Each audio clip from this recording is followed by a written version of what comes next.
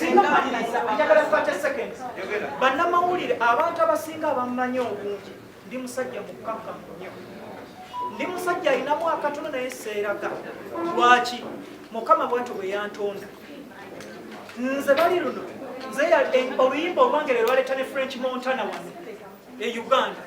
naye mwenna abali wano temukimanyi nze seemwana on record mubuuze teacher ow'obwana obwa Ghetto Kids kakati TVM ono omwana abadde wano agamba baamala emyezi 3 nga bankuba buli lunaku nga bankuba buli lunaku ani ayimba obubi bali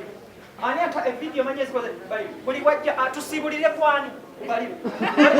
buli kamu banange n'ensirika neŋŋamba buli kamu bali okumala emyezi emeka kakati abo abaana benna balaba nemagamba bannange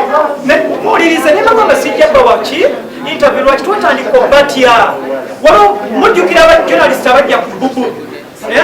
bannange nabalabanga nziruka nga tubatya kuti kubanga ekijja kibeera kukola ki kukuba kakati nze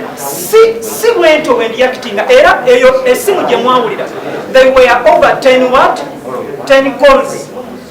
calls kati fena buli omu yatiisatiisa munne naye omanyi omwana kye yakola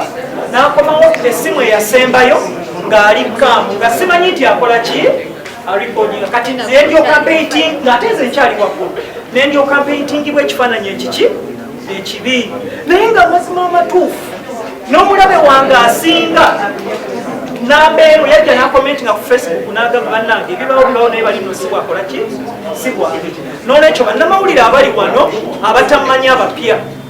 mbabuulira amazima amatuufu abamu kummwe nera mu clips nga bamu kumuyino muvuma nokireka bulesi but this took over bano bonna bafina balinga bakimanyi nga banzikakkanya it took over 3 months nga buli lunaku basabula busabuzi buli lunaku bannange ndi muntu.